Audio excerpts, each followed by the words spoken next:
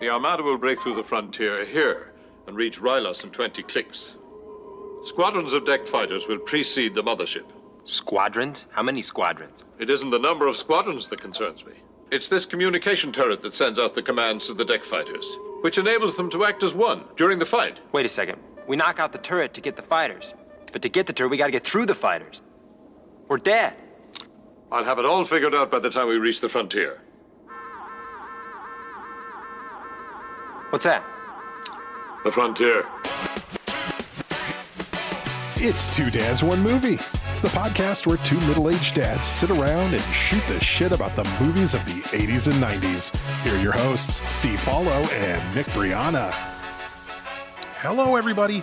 It's another episode of Two Dads, One Movie. I am Steve. And I'm Nick. And today we're talking about the 1984 science fiction film The Last Starfighter, which was a major part of my childhood, but something, Nick, that you hadn't seen till now. Not seen it until I watched it recently. So I'm looking forward to talking about this one. This will be interesting. This will be a good way to look over at, what is it like to look back at one of these movies that clearly, is dated, is very much a product of its time in many, many different ways. But, had an impact on me, and I know other people around our age who saw it when we were little. I probably saw this for the first time when I was 6 years old or so. And then, to look back on it with fresh eyes, does it hold up? Does it not? We will explore it and we will find out. That's pretty usually we take some time to talk about our history with the film, but that's basically it. Nick had never seen it, and it was a major part of my childhood. I probably watched it 20, 30 times just in elementary school. So let's dive into just the facts about The Last Starfighter. Rated PG, it came out on July 13th, 1984, part of that amazing run of 1984 summer films that really, you should look into it. There's a ridiculous number of movies that were amazing that year. Running time of 100 minutes, directed by Nick Castle and written by Jonathan R. Betwell, starring Lance Guest and Hollywood mainstay for many years, Robert Preston. Most people our age might not remember Robert Preston. Our parents probably more familiar with Robert Preston. Scores, Rotten Tomatoes, 76%. This was a very well-received sci-fi movie at the time. I think the world was a bit on Star Wars fever. There was kind of a lot of Star Trek movies going on. I think Star Trek 3 came out the same summer. So the world was prepped for sci-fi. Tron had been just a couple years before that. Oh, yeah. There was a lot of kind of, this was a good genre for mainstream movies at the time, and the critics really enjoyed it. It does not fare so well on IMDb with a 6.7, which isn't terrible, but it's definitely kind of a mediocre score. It did not win any awards, although Robert Preston was nominated for Best Supporting Actor at the Saturn Awards in 1985. Okay. On a budget of $15 million, which for 1984 is kind of a lot of money, it pulled in just $28.7 million at the box office. Therefore, was, if not a flop, but not really a success either. Kind of a disappointing box office take for The Last Starfighter. So let's dive into the movie itself. And I got to say, so I have not seen this. It's probably been about 5 years or so since I watched it last. And for some reason, I hadn't even really thought about it until watching it this time through. I think, in my opinion, and I can't wait to hear your opinion, Nick, the theme song, like the theme music of this movie, has no business being as good as it is. It sounds like very triumphant. And it sounds like a mix between Star Wars and Superman. It's a very interesting sort of, a lot of horns, a lot of fanfare, a lot of bombast, and it's a really fantastic song, and I think sets the tone for the film very well. Yeah. I actually, it's funny. I normally don't look into who did the score, but it was one that I thought, this is good enough. It's worth seeing if he did anything. And of course it's somebody who's worked a lot as a composer, but not anything that I really recognize, but very effective. And as a kid, I mean, that's the kind of thing that gets you. Those are the tones that hit you, that let you know there's a hero in action. So when you looked into Craig Safin's background, you didn't notice what he's most famous for as a composer? It might be something I'm not. What was it? He did the score, not the theme song, but the score for every single episode of the sitcom Cheers. Oh, okay. And that's actually the majority of his work. Interesting. All right. Well, hey, it's steady work. Right, exactly. I just want to comment. I know the last movie we did, Point Break, had a budget of $24 million, was made 7 years later than this. This movie had a budget of $15 million. Right. I think we need to investigate money laundering because I have no fucking idea how they spent $15 million on this movie. there was a lot of, I think any kind of computer animation just cost a ton of money in the early to mid 80s. So yeah, it was very much it's funny. I actually have an opinion about the special effects we'll get into that probably does not match yours, but I have a reasoning behind it. Let's just dive into the concept here. So we open up on a trailer park in California, somewhere in sort of, I'm guessing southern, but kind of rural Southern California. It's got everything looks like tan suede, which if you grew up at almost anywhere in California, you know what the tan suede hills of summer look like. And that's where we're at a trailer park. We see all these kind of people, a lot of older folks. And there's this manner of sort of passing information from one person to another where they just yell to the next person next door, hey, Edna, do this. Hey, Otis, do that, like whatever. So we're introduced to a few characters, and they're all looking for Alex. They keep calling, Alex, I need Alex's help with this, and Alex help with that. And who is Alex? Well, Alex is our hero. Where is he? He's playing a video game. And it's, it's a stand-up arcade cabinet like was common, back in the 80s. This was before the NES came out, so this wasn't something, that would have been the home, the Atari existed. But the home video games weren't really a huge thing. Video games generally in this time in the 80s were arcade games. And so there's this machine called Starfighter, and he's there playing it. And the first thing I noticed was the voice coming from the game was better than any voice I've heard from any arcade game from that era. It was very clear. They don't have to use the digitized. Oh my God. It's not like, welcome to John Elway's quarterback. Like, video games back then sounded like RFK Jr. Like they didn't sound like, this clear and crisp. So already I'm sort of calling, shenanigans on the filmmakers on that. But he's basically playing this game, and his little brother runs up and is like literally pointing to stuff to shoot at. Yeah. Dude, shoot at that. Over there. From below. And it's like, so I don't know if you're a video game player, but that's my favorite thing. Right. When I'm playing is for someone to just be putting their finger on the screen and telling me what to do. Absolutely. Like literally, it seems like he was like touching the screen, and it was just a very appropriate sort of encapsulation of what it's like to have a little brother as you're playing video games as two men with little brothers. We know this. But I think too, this is a moment where I want to stop and go, Lewis, the little brother, I think he's supposed to probably be about like 10 or 11. That's sort of the ballpark that I was guessing. It's probably about right. Yeah. And he looks it. I hope not younger based on other things. Later, right. That's true. That's a good point. But he looks it, but the actor they have playing Alex, Lance Guest, he's supposed to be like 17 or 18. Dude looks like he's 25, which I feel like was a standard thing that happened in the 80s where all the teenage characters ended up being played by like adults. Yeah. And really like old looking adults. For sure. The scenery of the trailer park where it's kind of made apparent early on that Alex is kind of the guy that everyone asks when they need something at the trailer park and they're looking for him. And, not a bad setup. If you're a kid growing up in that trailer park and then there's a sick convenience store right there with a big arcade game outside. I mean, you could be worse. Spend time there, right? Yeah, but he's supposed to be this. We get this idea. So he's got this girl that he's at least we're not 100% sure what the relationship is off the bat. Her name is Maggie, but it seems like they're together in some sense right off the bat. And she is meeting up. Some of their friends. It looks like or people they know. It's hard to say they're friends with Alex, but they roll up in a pickup and they're going to go to the lake, Silver Lake, to go picnic or whatever for the day. And, Alex can't go with them because he has to stay and help maintenance around the trailer park. That's sort of like his job, it sounds like. He's kind of like the Mr. Miyagi. I guess in a way. Yeah, a little bit. But these people don't like him. Like, I don't know. Were these friends of his? Because they're just ragging on him, making fun of him. It's very odd. It's an odd relationship that these characters seem to have. Well, I think we're still living in the time where college boy was a big insult. So I think he's kind of a college boy to what you're too good for our town. Yeah. Small town that's 20 minutes from LA. Right. He talks about wanting to not go to city college and to do whatever. And it's like, okay, we get that part. But if he's supposed to be this like kind of nerdy college boy thing and he's playing a video game, which is, God, what a nerdy thing to do. He's far too handsome to be nerdy, and he's too tall, and he's too athletic, and his girlfriend's too pretty. Like none of it really works. Right, exactly. When you watch like Revenge of the Nerds, like those guys were made up to look nerdy. Like they looked at this guy doesn't. This is Rachel Lee Cook and She's All That. This is like if you just put him in a tank top and a cowboy hat, and all these girls would be fawning over him, right? Yeah, if you're a nerd, you don't have like a cool pickup truck full of cool teenagers to hang out with. Right, exactly. They were like waiting for you to come, and you can't go. Oh man, looked like such a fun time. So his friends take off. His friends, he's like, I can't go. I got to stay back here and whatever. And then this was a very relatable part of the movie to me, when his girlfriend comes back and saying like, hey, you just missed this whole day and you said you had stuff to do. It looks like you've just been playing this video game the whole time.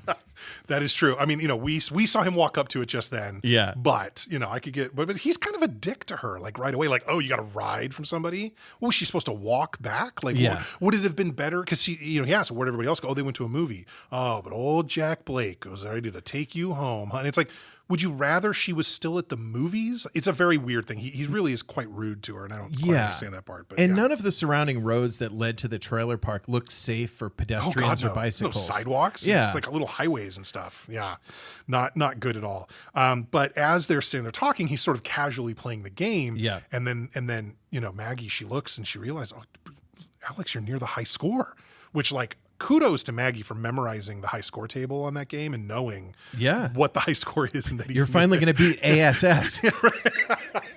But it's like, so she calls out, and I think it's Otis, this older black gentleman who clearly like runs maybe the coffee shop convenience store thing, as one of the first people to realize like, oh, he's going for the record. And he starts calling these people from the trailer park in to check it out. And Lewis, who's asleep, this is apparently late enough that Lewis has gone to sleep. He gets up and runs out. And everybody is so excited that this guy might break a high score on this game.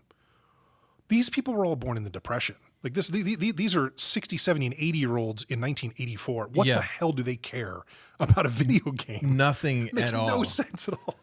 Also, video game high score, maybe it's changed since then. My experience with it is always frustration because whatever establishment was running the arcade games would just power them down at the end of every night so the scores reset the next day. So it's not keeping all your high scores. But it was really funny with everyone gathered around him like, go. And they all know what's happening. It's as if everyone there spends 2 hours a week just playing that game. They're all talking about the command. The command ship is coming. And this like old woman is like, Alex, look, the command ship. It's like, I can't get it's a dot. It's a bunch of dots.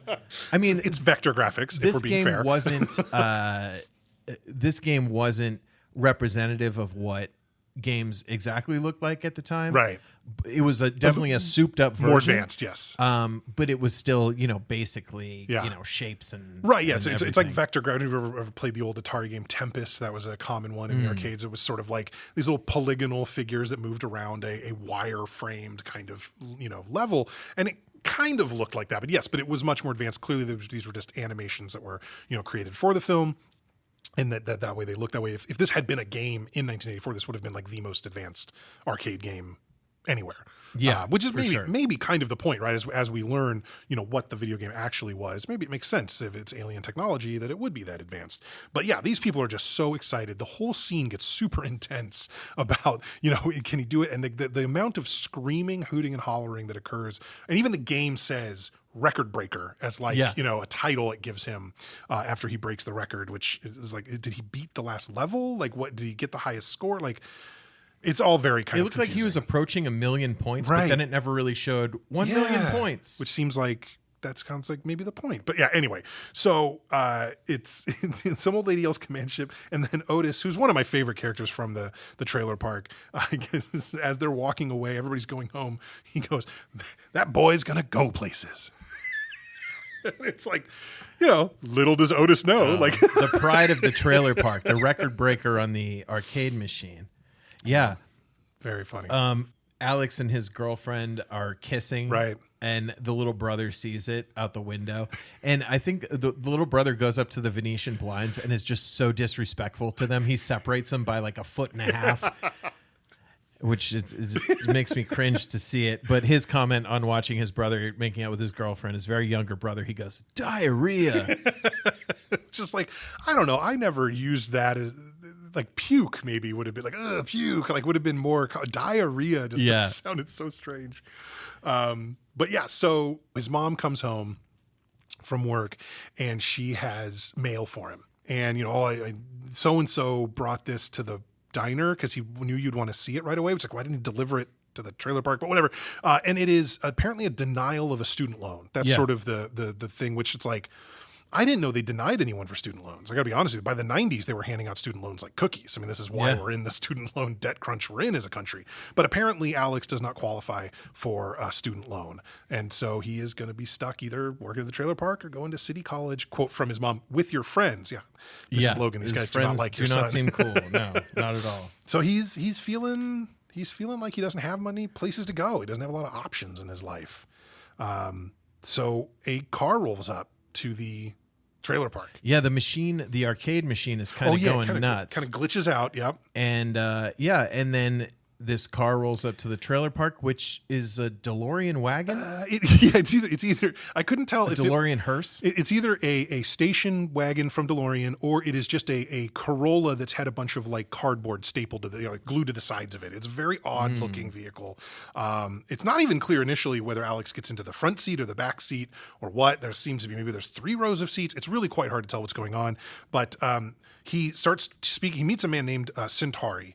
This is Robert Preston's character. The way he enunciates is very old Hollywood. Aha, my boy, you were here. Aha, I knew it. They told me Centauri. They told Centauri he wouldn't find him, but I found him. Aha. And it's just like very, God, I don't know. It just feels like you were watching an old Bob Hope movie or something. And it's just got that feel to it. I like the way he's dressed, is like kind of classic newsman style. Like he should have a press thing sticking out of his hat.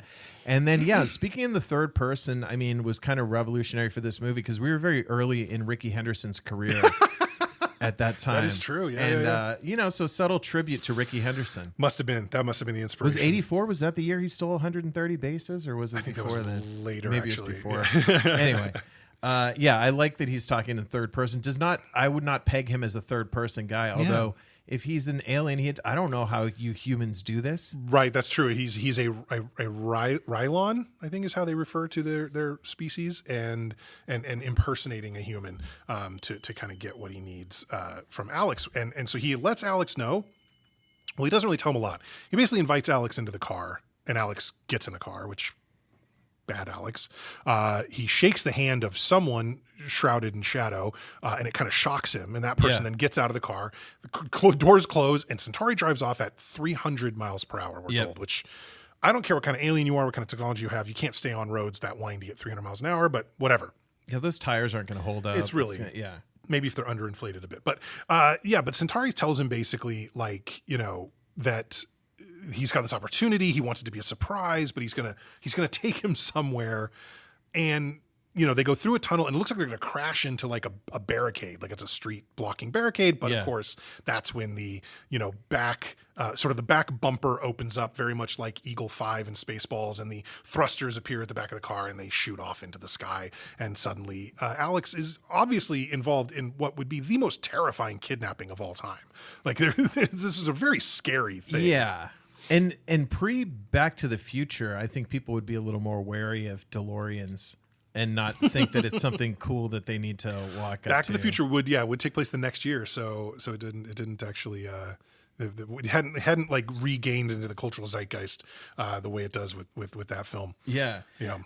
So Alex, the DeLorean turns into a spaceship, and then they're cruising, and they end up it shows them land and going through those cool corridors and everything and parking.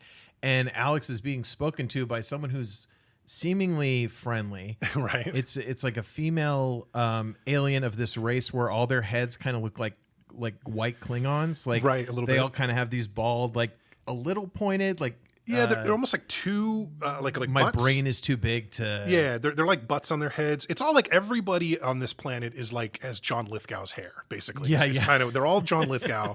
I will say on the trip to, this is Rylos, by the way. We've taken, Alex has gone to the planet Rylos. But on our way there, I made a comment that, like, to myself, I wrote a note down. I was like, I don't think these special effects are terrible.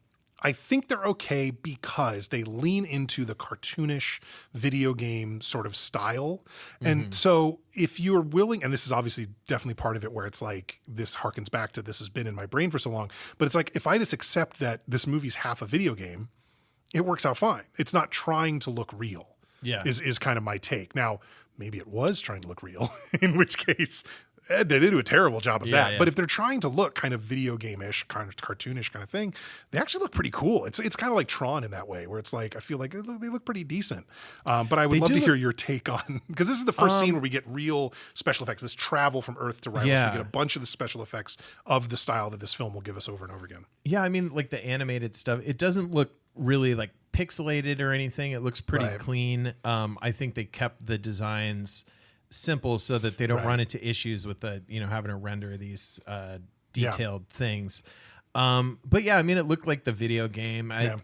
The special effects, it's from 1984. I'm not going to hold special effects against it. I do love the models and the practical effects and things, and I feel like a lot of what made Star Wars so cool was the way they did that kind of stuff.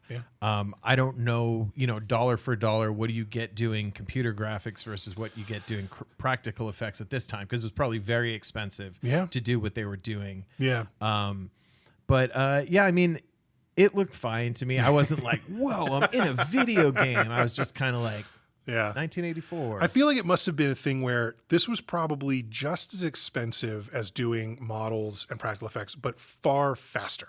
Right, because you're not actually having to build the models or set them up on sound stages or do whatever, right? You're able to do it all in obviously, I'm sure it was computers the size of rooms at that point, but it probably was about the same price, but it probably didn't take as long, and that's maybe where they, to kind of put their money was like, let's just we can do this faster. We can get this, because it's like this was a year after Return of the Jedi came out. Like I said, Star Trek 3 came out the same year. There's a lot, Ghostbusters came out the same year. Obviously, it has much better special effects in this movie. Those special effects hold up much better, but we're also intentionally more based around, there were some projections and stuff of that, but there were a lot of practical effects in Ghostbusters. This movie had very few. There were a couple. Most of the really special effects part were computer generated though. Yeah, it's like they had really good makeup effects. Yes. So I think one thing this movie does a good job of is there's a good variety of different types of kind of alien heads and faces that are shown around, and the makeup effects are pretty good. But yeah, there aren't a lot of model type things, stop motion, none of that. No, everything that's machinery, that isn't stationary. Obviously, if it's something that is built on a soundstage, on a set, that's one thing. But anything that has to move around, that is like a starship, or even like the base being approached, or missiles, or any of that stuff, that is all purely computer generated.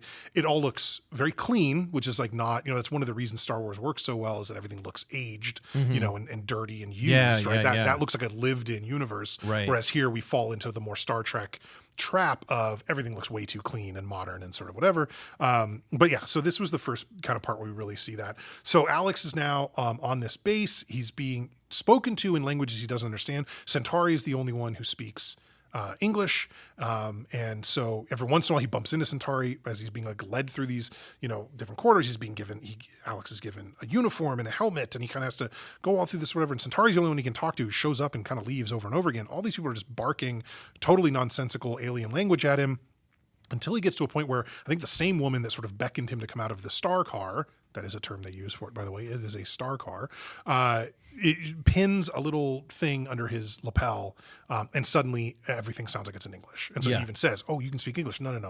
You're just hearing it. You're hearing it in whatever language you need to, because of this little translator. That's important. We're going to come back to that later in the film. But that is what we're told. So now everybody's speaking English. There's literally no more alien language, I think, throughout the entire movie. We get like a hand. There's no, Jabba the Hutt shows up a couple times, and we hear him speak Huttese a couple times in Return of the Jedi. But no, this is this is it. There's no more alien speaking, because now everything's being translated for Alex and in proxy, therefore for the audience. It's an interesting thing that a filmmaker has to do in this situation, where you need to show the audience why you can now understand all these non-understandable characters. One of my favorites examples being in, I think it's The Hunt for Red October. And there's one of the sub commanders, and he's speaking in Russian, and the camera kind of zooms close in on his face while he's speaking on his mouth. And then as it zooms away, he's speaking in English, just to show you, okay, we switched over.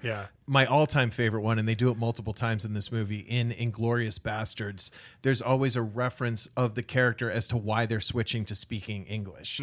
I think at the beginning, the Nazi guy who shows up at the farm says something about, my English is much better than my French. Would you mind if I spoke to you in English? That's And they right. address it directly, which I think is so clever because it's something that shows up in movies so much over the years. And this way of doing it is actually a pretty decent way of just like not disruptive. Right. And now we know why he can understand, but we know they're not actually speaking his language. Exactly. And so he's able to meet and speak to not only these Lithgow-headed, Rylons or whatever they are, he's able to speak to all these other alien life forms that are around because they're Lithgow-headed, I think is so good. I love that.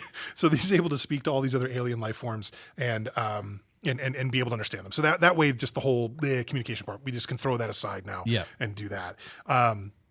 So real quick, so what he finds out is he has been recruited to the Star League has recruited him to defend the frontier against Zur and the Kodan Armada. This is the same plot as the game. We learned that the game was actually a recruitment device designed and planted by Centauri on Earth.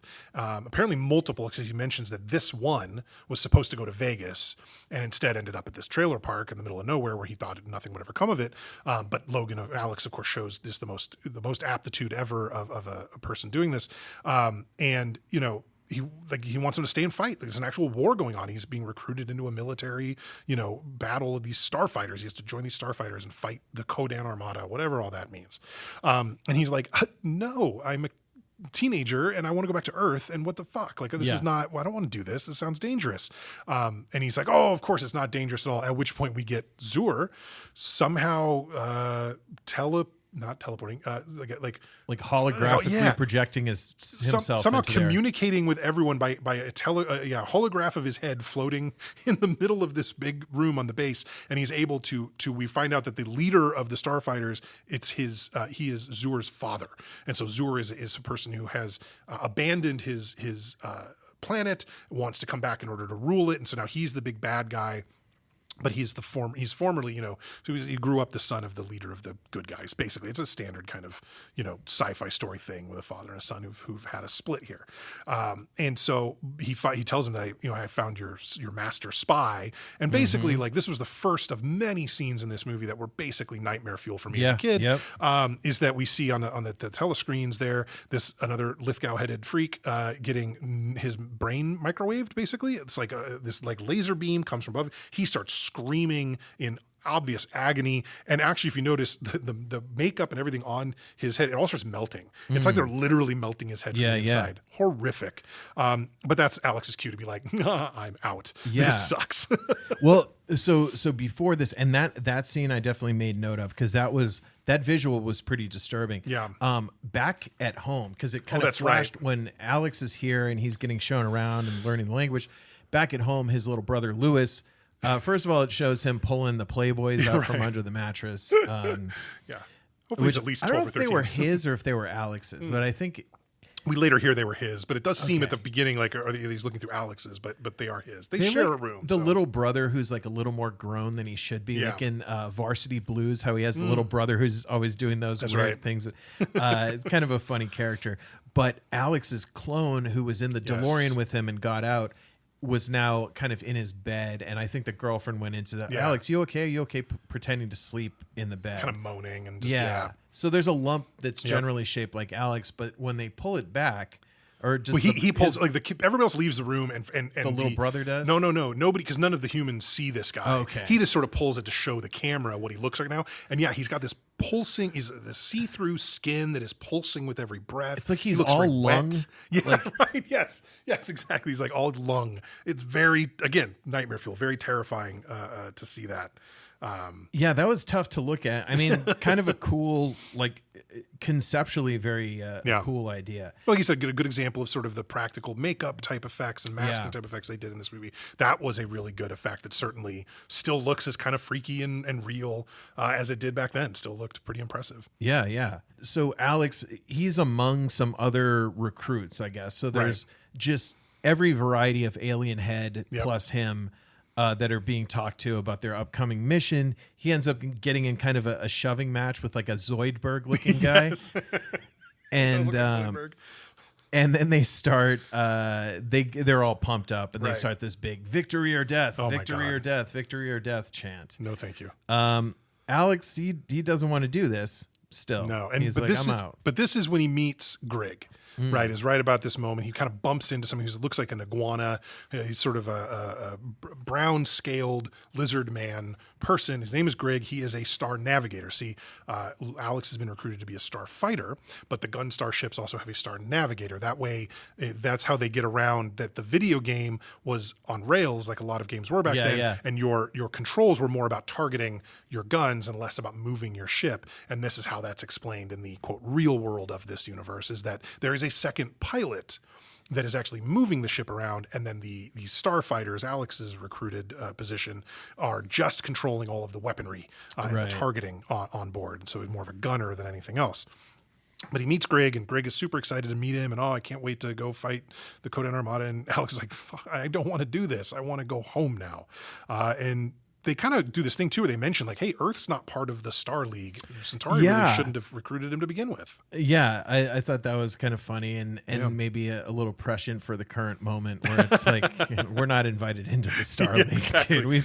We've lost our Star League privileges. Everyone's seeing what we do. Greg literally says something like, Earth's not scheduled to be joining the Star League until it matures. It's like, yeah, you're still waiting, pal. I do like Grig's turtle shell bowl cut that he has on top of his head. That's a good look. It's very interesting. So I think that Zor, so he had caught the master spy who he tortures and kills kind of on video there. Yeah. And then it seems like he has another spy in the Star League area who places an explosive on, I don't know if it's their radar system or what was that? Yeah, so basically Zur and the Kodan, who are another alien race from another planet, they are outside the frontier. This is a shield of energy that surrounds all the systems in the Star League, and they are outside of it. And he apparently knows some special weapon that can like cut a hole basically in the frontier and allow people through. So they get to the point where they're trying to cut this hole. It's taken them a long time, and they haven't done it big enough to actually send their ship through, their big control ship, but they can fire what they call the meteor gun, which is literally like shooting these like massive asteroids, meteors, whatever, and they know the coordinates of the starfighter base. That's something else Zur knows, is like, I know the exact coordinates. I can aim this meteor gun directly at starfighter base, basically.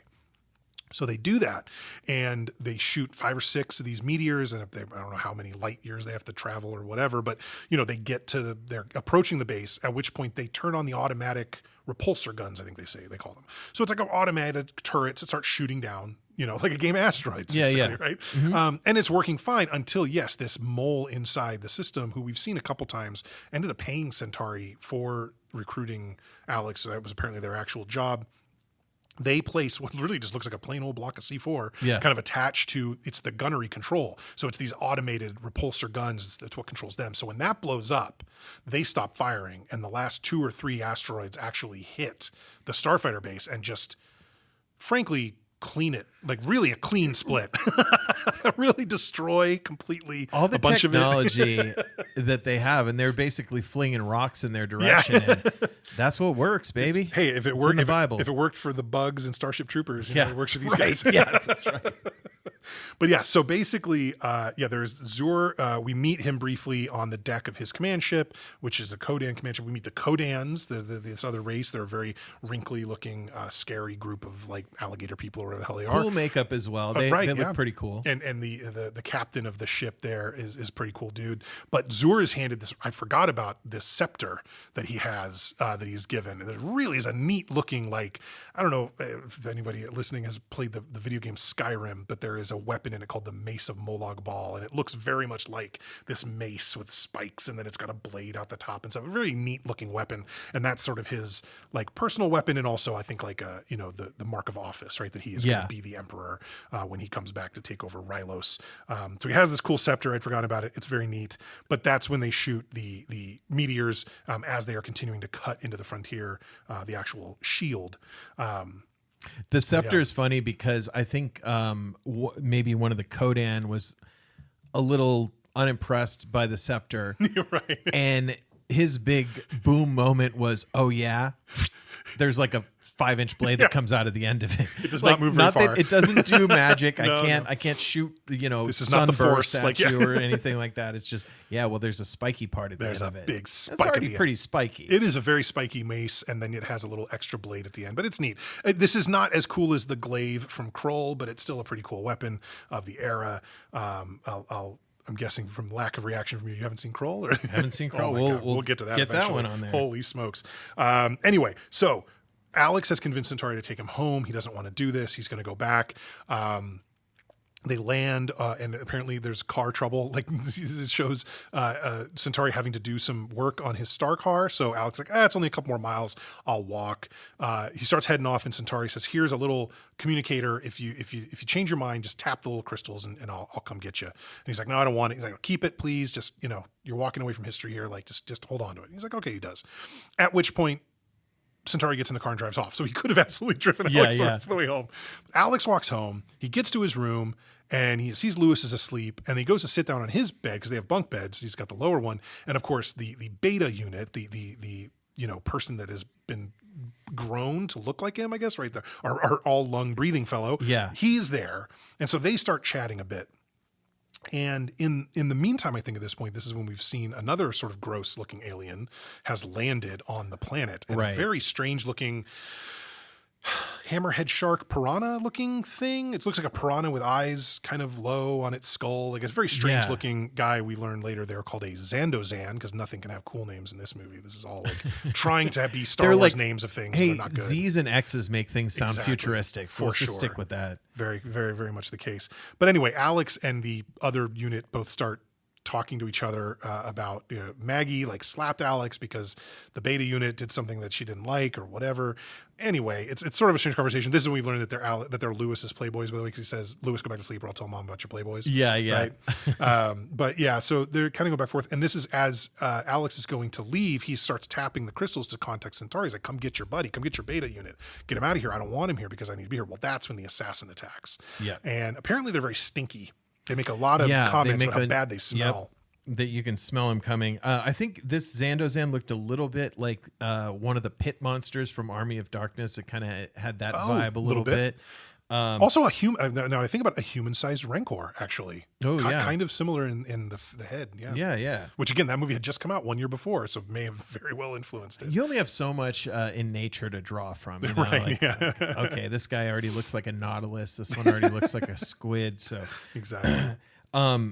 So Centauri arrives and is able to dispatch this Zandozan. Right, the assassin, but he takes a shot doing it. He takes a shot, and he also lets him know, like, this isn't the last one. There's not one of these guys. Like, this is your life down here. I believe he referred to them as an intergalactic hit beast. Not a hitman, nice. Not a hitman, a hit beast. See, they were not misgendering the Zandozans back then. I like it. Very progressive, this movie. So basically, Centauri and the beta unit convince Alex, you got to go back. Like, you're not safe here. If you go defeat Zur or whatever, then this will all end. But until then, they're going to keep coming. And, I'll be down here as bait, and you'll be up there trying to fix this, right? Yeah. And so they head back, and when they arrive, of course, Centauri's been gone, right, since the attack, the meteor gun attack on Starfighter base or whatever. He had already been taking Alex home, so the two of them have no idea what has happened. So as they approach the base, and Centauri is, bleeding out basically, or whatever the alien version of that is. He's hurt, from the shot he took from the assassin. He's trying to call in, and now apparently part of the hangar still exists because he is able to land his star car there, and he is met by Grig, who again, kind of inexplicably, he survived. It seemed like he was with all the other pilots who we're told are all dead now. All the other Gunstar ships are dead, or destroyed. So there's no other group of people to help fight, basically. But Grig is there to greet Centauri and Alex as they show up. And it really looks like Centauri dies. Like he closes his eyes and sort of slumps forward, and it's like, oh man, that's such a bummer. That's it for him. He's gone now. Yeah, it's funny that when they arrive back at the kind of bombed out space base, and it looks like any normal Earth structure that had been taking a heavy shelling and was still trying to operate, where there's like a hole in the wall and a pile of rubble. We're ignoring the fact that we need like 100% like hull integrity. Like you can't fuck around and be like, oh, there's a little leak there. We got a breeze coming in from outside. I don't think they're in outer space though. I feel like they're on the planet. That was just the okay. Yeah, like I feel like they're on the planet. It's just Zur knew exactly where on Rylos that base existed, and so how to shoot the rocks or whatever to get them. So, but I think they are on the planet. Whatever the atmosphere of Rylos is made of, apparently it's something humans can breathe. Yeah. But yeah, so there's a funny little moment in here too. Somewhere in here, we flash back down to Earth to where the beta unit is starting to hear some funny things, and he's like, poking at his ear or whatever. And he goes to take his own head off. No explanation as to why or how this works, but he's able to take off his own, like unscrew it basically. He puts it down on the desk, at which point it becomes Lance Guest's head again. He's able to turn his head and talk, and Lewis wakes up to see it, and he's like, Lewis, you're having a terrible nightmare. Go back to sleep. Yeah. If he's having a nightmare, pal, like, he would be asleep. Like, this is weird. That's a weird thing to say. But that's, he looks out the window. His own hand turns his head around to look out the window. He sees another ship land, basically. There's looks like a shooting star, but then it stops, right, and goes 90 degrees down. He's like, ugh. So he knows another Xander's has come. And there's this very funny moment after he turns his own head back around where he, with his hand, grabs the bridge of his nose down on the desk and like shakes his head back and forth the way you would if you were like, oh, this is just not another day like this. Like, that's funny. When Alex, now back in space, is kind of being shown what his starfighter situation will be by Grig, which is he's kind of sitting in like this gyroscope type chair, which can turn in any direction, which the guns turn along with him. While Grig, like you mentioned, is actually navigating and steering. He's like the pilot, and Alex is there to be the gunner, basically. Yeah. And I think Grig is established at this point as just being a good ally, a good buddy, and he's kind of one of the only guys left. But, there's that. Yeah. Not a lot of options. Grig he does the Don DeLuise laugh a lot in this movie. Yeah. Where he's like, yeah, that's his standard. So laugh. a little Spaceballs crossover there where we go, get some DeLuise happening in this movie.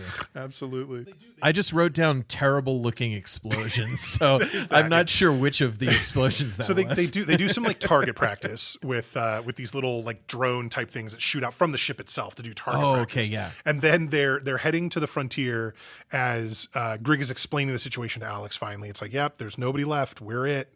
We got to do this ourselves. And Alex is like, how are we going to do that? He's like, well, we're just going to do our best. There's going to be waves of fighters, and then we're going to need to get to the capital ship, the command ship, and take it down. And he's like, well, how many fighters are there? That doesn't even matter how many. The thing is, if they can all, there's this turret.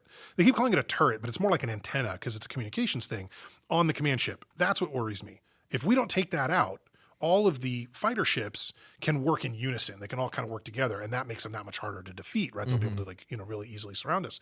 So we need to take that out. And Alex's like, well, how do we go through the ships to get to the turret we got to take the turret down to get through the ships? Like, this is we're lost here. And Grig goes, it's all right. I'll figure it out by the time we get to the frontier. And immediately an alarm starts sounding. And Alex's like, what's that? That's the frontier. So they're there already. And there is a single ship that he refers to as a Zurian ship, which I think means this is a Rylon.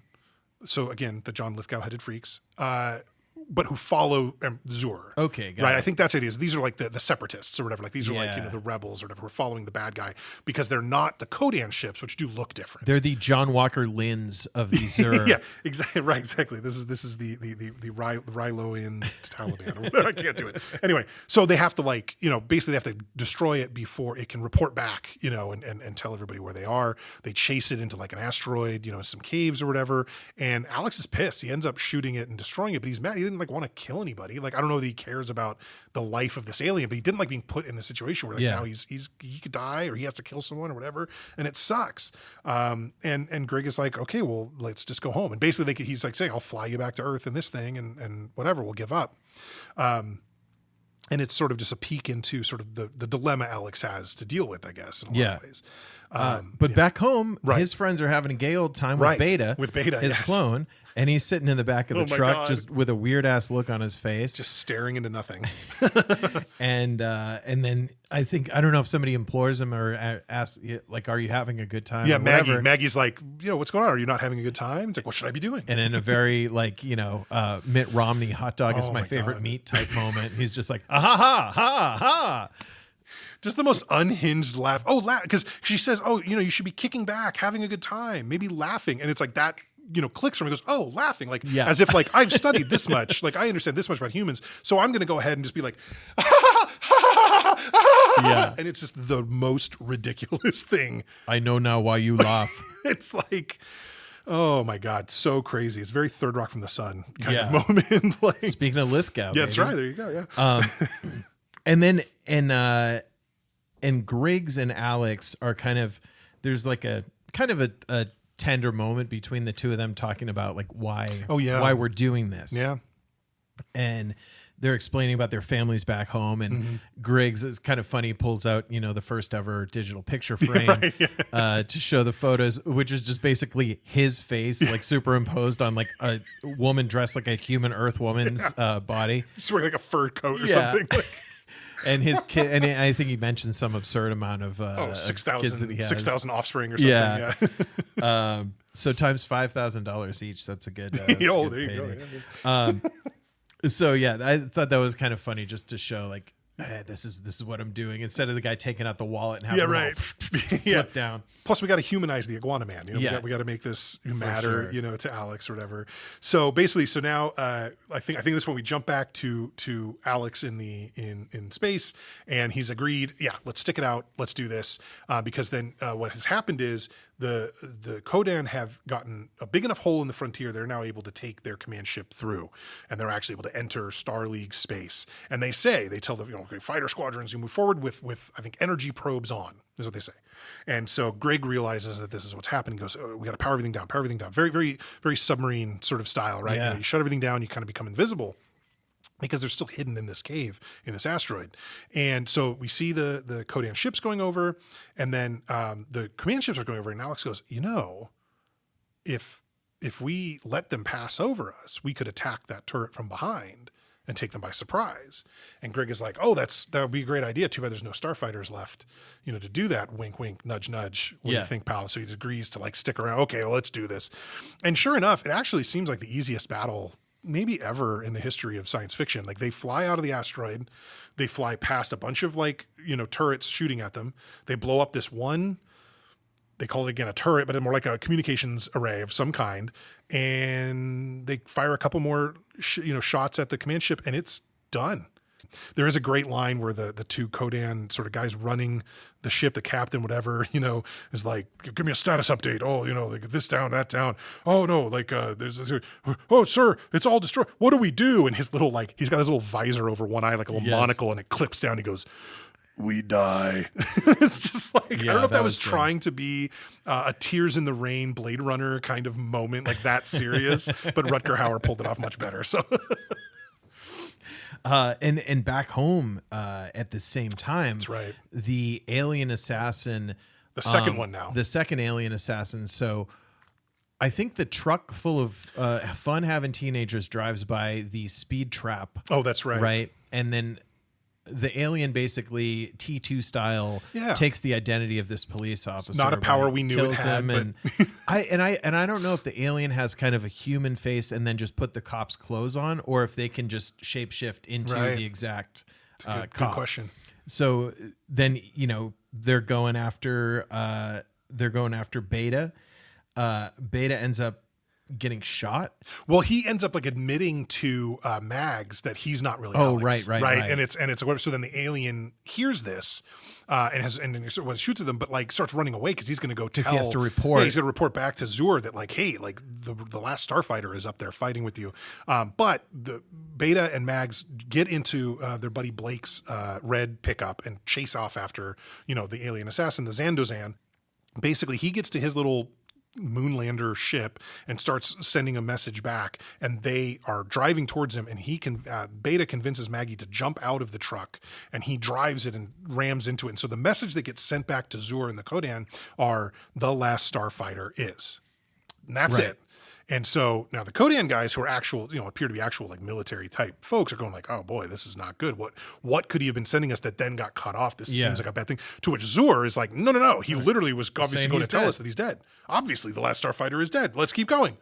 It's that's a pretty confident, incorrect assessment of the situation. Isn't it?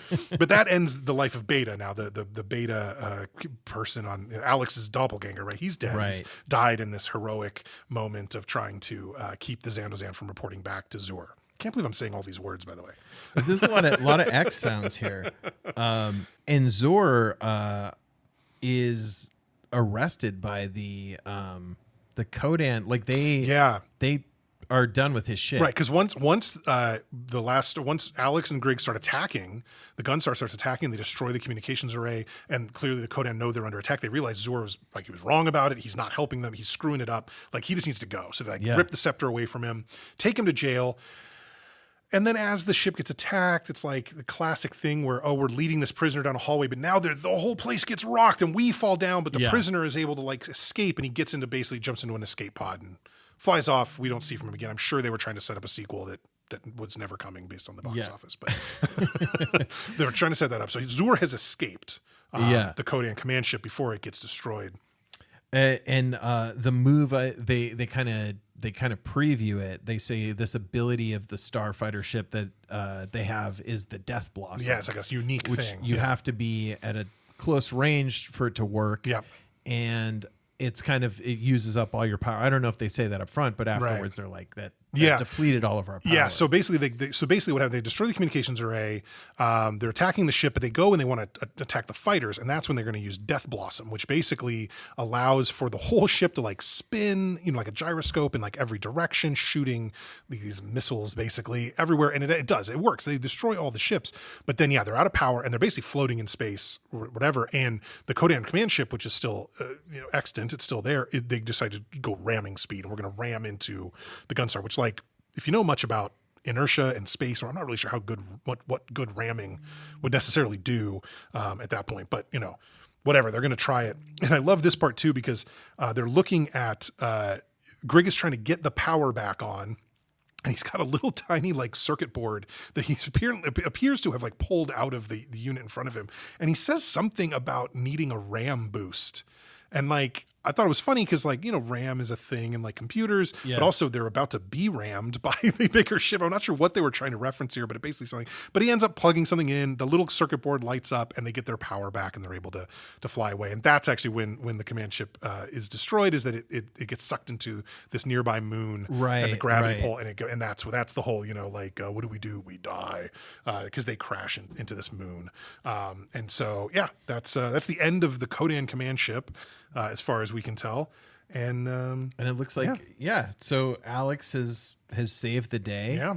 And of course they want him to stick around, the remaining Starfighter type allies up there.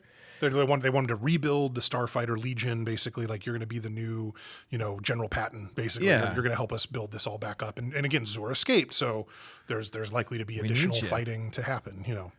We need you. And then at this point, I think the filmmaker said, we need to add like 10 minutes to this movie for no fucking reason. Yeah, it really is a long sequence. But so what happens then is, Alex and Grig return to the trailer park in the Gunstar. They land the ship. At first, it looks like they land on the ceiling, on the roof of that coffee shop, like the way the angles were. I'm like, well, that's going to just destroy that. But no, they're just next to it. They're landed on the ground. But the whole, trailer park community is coming to see what's going on, because there's this spaceship that's landed. And the one I love is Granny, Maggie's grandmother, who we just know as Granny, has got a double barrel shotgun. Yes. And she's just ready to blow away some, reminds me of in Back to the Future, my pine, the guy who like goes after when he thinks Marty McFly is an alien. But so she's got this Looney Tunes double barrel shotgun that she's walking around with. And Alex is there to try to convince Maggie to come with him. Yeah. What do you have to live for here? You live at a trailer park with your grandmother. Yeah. I mean, come on. This movie is very anti-community. Right. Yeah. I think it's trying to get people to be like, hey, I know where you live is not perfectly ideal right now, other than being, full of all the people that you love and have known your whole life. So why don't you come up to the space where everything looks shitty and spend your life with me? A couple things about this scene. One, does Grig speak English? Because not everybody else is wearing that little lapel pin. And that was the thing I was talking about. We got to come back to that, because nobody else is wearing the lapel pin, but they're all speaking to Grig and he's speaking to them. Now, it did seem maybe at times it was slightly broken English, so maybe he was like learning it on the way to Yeah. Earth or something. I don't know. It was very strange that everybody could communicate with this iguana man alien. But he's a different race than the Lithgow-headed people. That's true, So yes. maybe he's just one of those like international space travelers who knows 17 different languages because he has to. But Could. I mean, I suppose. But even though the fact that, I mean, if you think about it, even though he knew he knew about Earth, because he's the one who told us, oh, Earth's not scheduled to join the Star League, blah, blah. So he like is aware of Earth. He would then also be aware of the number of languages spoken on Earth. Yeah, You know, yeah. If he had to pick one, it wouldn't be English, right? Yeah, It would be true. Spanish or I'm Mandarin. speaking Earthling. Yeah, exactly right. Like, and then what's Maggie gonna do? Is she gonna go get a job on Rylos? Like, what is she just gonna be Alex's wife? Like, There's no seat for her in well, apparently there is. They say gunner- there's room for Grig and Alex and one more. They do say specifically. I don't know okay. where it is, but they specifically call out that there is room for her on the ship. But it's like, what life is that you're gonna go live on this alien planet? Yeah. Just because you like this boy. Like, this is like the worst version of like, I followed a guy here. right. Oh man. And you know, Alex ultimately is able to convince Maggie to join him. Yeah. Knowing that he's never going to see her ever again. When he goes up to his mom, he says, "Bye, take it easy," which killed me. Yeah. Yeah. Yeah, the mom character does seem to get a little short shrift there, quite a bit. She's like, Alex, what is going on? He barely explains anything to her, but you know, is just she's just got to trust that he's going to be okay heading off to space again. Accurate teenager does not Yeah. want to give details to his mom. That is true. But willing to do literally anything for the girl that you know she lets him touch her boobs or whatever, right? Yeah, Like, exactly. The girl early in the movie, it did not seem like that serious of a relationship, Right. Which is why he was like, "Yeah, okay, I guess I'll go in the space DeLorean." It is a little funky to understand, him and Maggie's relationship, and because the way when she thinks the beta unit obviously is Alex, and they're at the lake together, and they're sort of snuggling, and they're even covered up completely in these sleeping bags. Or whatever. It's like, are they banging? Like what? Like this is obviously they're obviously very close. Yeah. But then it was kind of tough to really pinpoint just how Maggie and Alex felt for each other until the end, where they're clearly making it clear they are obviously in love, or she wouldn't. Yeah. Considering going with him, but I don't know that was necessarily set up appropriately through the whole film. Yeah, but Maggie goes with Alex, and now they're in space awaiting the sequel That will never come. That will never come. And that was the end. We didn't get the wedding sequence epilogue. We just dragged this ending out for 20 minutes, and It really they took too long back at the trailer park. There really should have been a much faster thing if they needed to end it that way. And it would be one thing if the movie was 92 minutes long, but I think the movie ended up being like 100 minutes, 102. About 100. Yeah, Okay. Yeah. You could have cut. I think you Yeah. could trim to 90 for something Sure. like that. I understand the incentive to push it over 90, but Yeah. I don't know. Yeah, so that is the That is the Last Starfighter. Last Starfighter. And so time for some final thoughts on the Last Starfighter. And I think it only fitting as the person who saw it for the first time yesterday, I believe. Yeah. Go ahead, Nick. What'd you think? Yeah. So about this era of movies, I just want to give a little background because I think it might help the listeners as well. When I was a kid, we did not have a VCR. We did not have any movie channels until I was, I don't know, 15, till like mid 90s, early 90s. And what we would do is if we were going to rent a movie, we'd have to rent a VCR and the movie. So we did it very rarely because it was expensive to do that. And really the only things I ever watched were Three Amigos, Strange Brew, and the Blues Brothers. Those are the only movies that my dad. Good choices. So I missed out a lot of this stuff, which I might have loved this, like a lot of sci-fi stuff, especially because I only ever saw the original 3 Star Wars. Right. I never saw like any Star Trek. I know a lot of things that have come up in conversation. I've never seen it. I'm not against it, but it just was not a part of my childhood. Right. So for me coming in as a mid 40s person in 2025, watching this for the first time, this was rough. This was a very, very rough watch for me. This was a fun conversation, and I think the plot points and everything it makes sense. But the way I'd put it is I don't think this movie had anything for me. I'm not nostalgic about it, so that's out. Yep. the characters, none of the characters really did it for me. We didn't have the fun of recognizing the actors from this movie in other movies, True. which we talked about a little off the pod. Yeah. Which is always great with some of these other ones to be like, oh, that's the guy from this. That's the guy from this. This one, they were like, you're all fucking fired. This is, you're the 1918 Chicago White Sox. You're not allowed to make a movie again. Career ender. Yeah. The effects, it was tough. I see what they were doing, but there also was not a lot of action per se. It was a lot of shots of the guy sitting in his seat. Yeah. So I don't know. This movie just did not do it for me. I like the makeup effects. I think that's a positive of it. It didn't have enough really funny dialogue. It was serious, but then not good enough to justify that in my mind. And this is my lowest score so far. I'm giving this a 1.5. Okay. I think that's fair. So for me, like, I don't think you made any, comments or accusations or whatever against film that aren't warranted. I really think that that's all makes a lot of sense. But I'll tell you, like, in a purely like nostalgia fueled haze, like, this is still one of my favorite movies. I watched it yesterday again. It had been at least 5, maybe even closer to 10 years since I'd seen it all the way through. And if it weren't for the totally terrifying aliens in many of the scenes, this is something I'd be showing my son right about now. But I'm going to wait a few more years because there are some really quite kind of scary, probably 3 things. or 4 visuals that are very like legitimately upsetting. It wasn't until the guy was getting the microwaved brain screaming or whatever that I went, I really can't. This is too far. That's the part where I was like, I'm not going to show this to my son just yet, but I will at some point. And we'll see, how he takes it.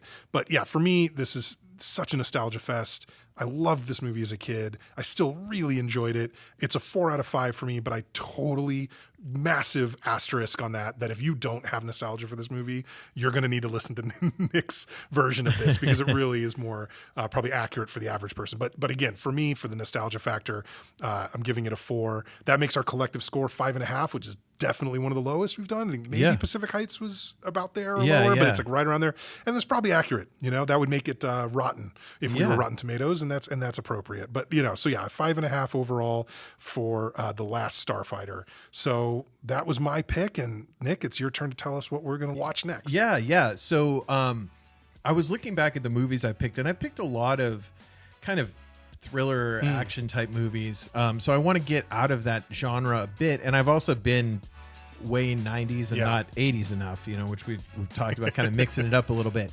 So for my pick, I think it's one that you would be familiar with. I think our listeners would be familiar with and really like. Something I definitely consider to be a classic, and I could watch multiple times. Very great concept, good acting, good settings and everything. 1988, we're going to hang out with Eddie Murphy, Arsenio Hall, and James Earl Jones, and we're going to watch a little Coming to America. Oh, that's awesome. Such a wonderful movie. Cannot wait to watch that and talk about that with you. Yeah, that's a movie. That's one I've seen numerous times. It's an absolute classic. Fuck you too. This is so absolutely, that movie is so great. Cool. Love it. Yeah. Coming to America. Wonderful. And of course, we're talking about Coming to America, not Coming to the number 2 America, not the sequel, the original. Once again, this podcast does not recognize certain sequels that never happened. That's right, exactly. Okay, well, ladies and gentlemen, thanks for listening. If you want to go on Spotify, you want to go on Apple Podcasts, give us a rating, a 5-star rating. That'd be fantastic. It helps people find the show. You can also send us an email at theshow@twodads1movie.com. That's the number 2 and the number 1. This has been The Last Starfighter. Next week, we'll be back to talk about Coming to America. I'm Steve. And I'm Nic. Thank you all so much for listening. Thanks, everyone. Take care.